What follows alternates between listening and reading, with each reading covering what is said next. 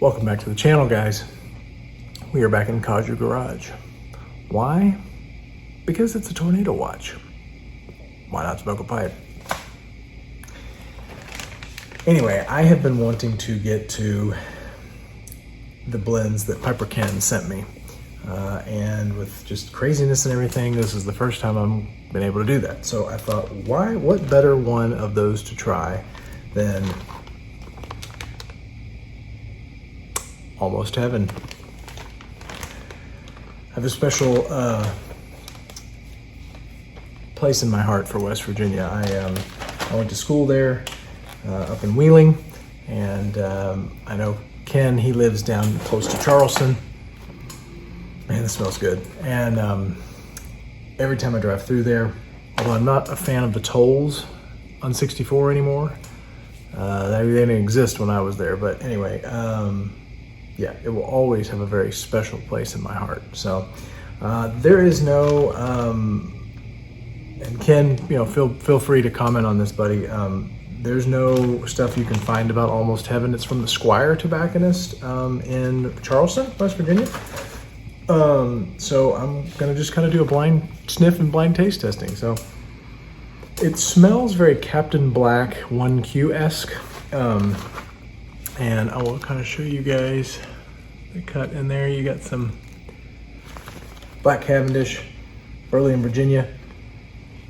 There's like a spice in there though that I can't really pick out, almost a Christmassy spice kind of.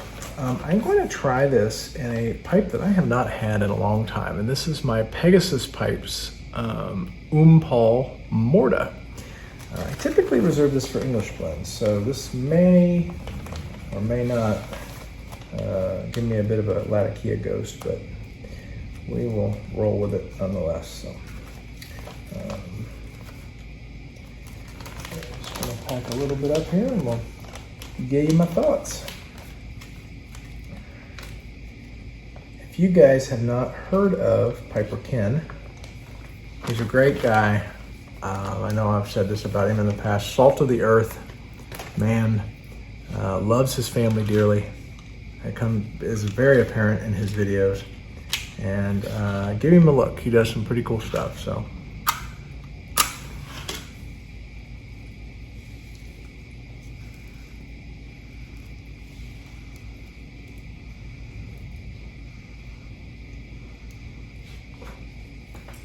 Definitely first light, the pack it down that way. The Black Cavendish comes through. It's that kind of almost Green River Black Cavendish.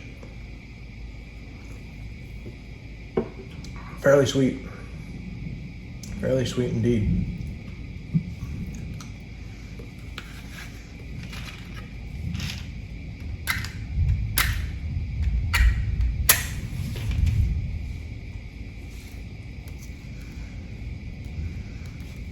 Man, I'm not used to Pauls anymore.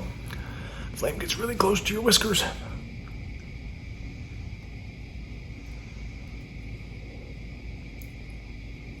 You get that vanilla, very nice.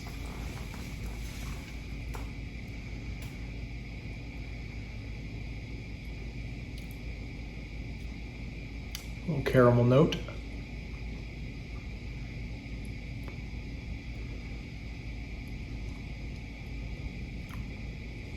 Very nice. Slight chemical there.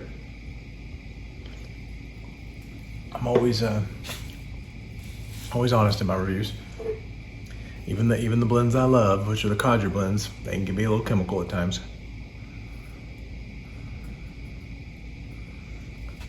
Interesting little tidbits about Morta.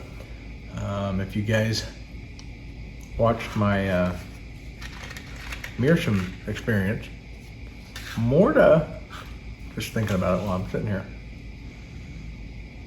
Morta imparts a very peaty bog oak. I'm gonna say this and you're all gonna be like, oh, if you haven't had Morta, swamp-like flavor for the first few bowls. It's maybe like 2 or 3 and then it's gone. My best friend Hondo swears that Morta is his favorite smoking medium, with a close second being smoke ring, olive wood actually.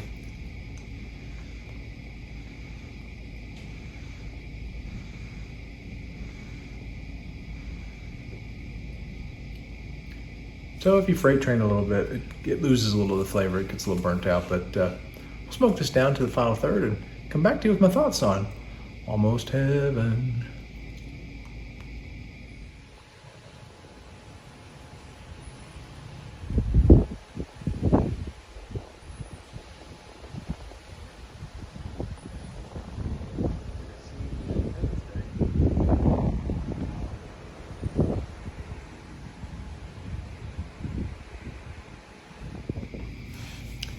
Hope you enjoyed that little scene on the intermission.